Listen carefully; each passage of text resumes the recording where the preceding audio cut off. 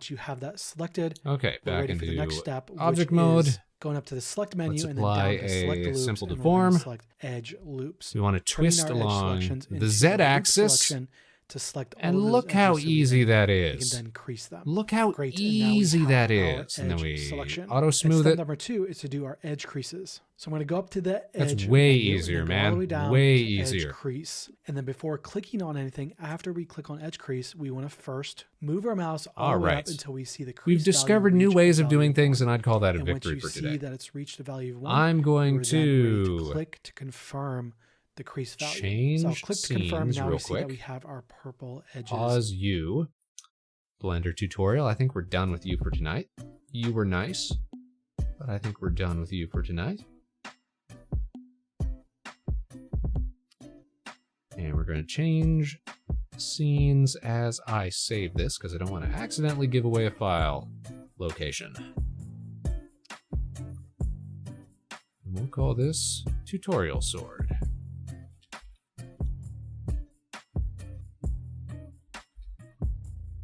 Always remember when you are sharing an actual screen, VTubers, please do not dox yourselves. Okay, that's good.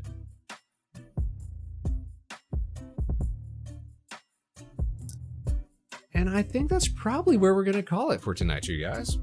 We're running up on... They're going to make me run another ad in a couple minutes. We're closing in on almost 3 hours for the night. We made good progress, though. One more time, we'll show off.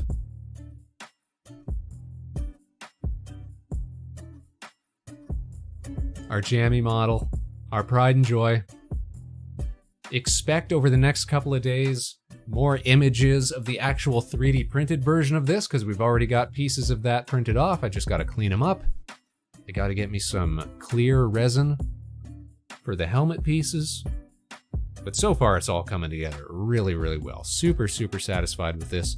And then, of course, we can start working on more friends of the show. Maybe little mascots, you know? Stuff that's easy to model. Rig, big thanks for you tonight. Big thanks to you from me for being so wise and full of knowledge in the ways of Blender. Like, I knew there had to be an easy way to extrude everything along its connected normal. And I knew I was doing something wrong when the scaling was off, and you were right. I accidentally had proportional editing on. I've made many mistakes, so I've learned a lot of lessons. Yeah, see, we gotta learn them lessons. Learn them lessons. Now, as for you guys, Space Cadets, I feel like we've all learned something tonight. At least a little bit.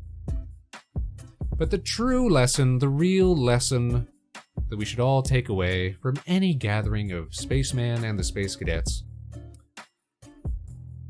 is that the real joy of streaming nights, of art nights, is friendship, is the laughter, is the times, the chats. And what better way to honor that spirit than by setting up a raid? We're gonna go say hi to some friends. We're gonna go say hi tonight to some other folks who appreciate good programming and artistic efforts and best practices. We're going to visit some friends of the show, fellow virtual streamers, and independent game devs, and modelers themselves. We're going to go say hi to the Game Grotto, Meg and Dawn, who are also doing an art stream tonight. It looks like they've got friend of the show, Cranberry and Ari on. Cranberry, who is also a friend of this show. And they're doing some drawing, where they're drawing emotes. Probably because Meg and Dawn just debuted some new 3D models for their show. So everybody, tell them what a great job Spaceman did in his Blender journey. Maybe don't bring up the sword shenanigans and all the mistakes we made tonight, but at least we can be proud of the jammy model. At least there's that. I want you guys to all be on your best behaviors. Say nice things. Meg and Dawn have got a new game coming out soon that they're developing, which you might even get to see Spaceman beta test here on the show at some point. And it's coming up on the 5th year anniversary of their very first game, Bots and the Robo Friends, which you can actually find on Steam. real live indie developers, you guys. So let me set that raid up real quick, and we'll get ready to say farewell. Thanks again for being here. Ghost, thank you for the stream. Hey, thank you for being part of the stream, Ghost. It's always a pleasure to have you here. Let's set up the raid. It's the Game Grotto. Make sure you give them a follow, because I'm a big fan of them. Oakley dokley, Space Cadets. Have a good one, Rig. Have a good one, Rig.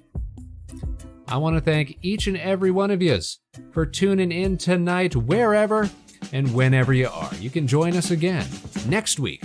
Same time, same place, 8 p.m. Eastern, right here at Harbor Station. We'll catch you on the other side, Space Cadets. You know, we might even get to sneak in another karaoke stream this Saturday. No promises, because I got something going on during that day, but in the evening, we'll see. We'll do our best. I love doing those, and I want to try doing one on Saturday instead of Fridays, see how it works. Also, it's March. It's Singing March, so you know how these things go. We gotta do it. Until then, Space Cadets, no matter what life throws your way, good luck and Godspeed. This is Vector Spaceman, signing off. And stick around for that raid, because we're about to send you off for some more great content for your evening. Say hi to Megan Dawn. Have a great night, you guys. We'll see you when we see you. Bye-bye!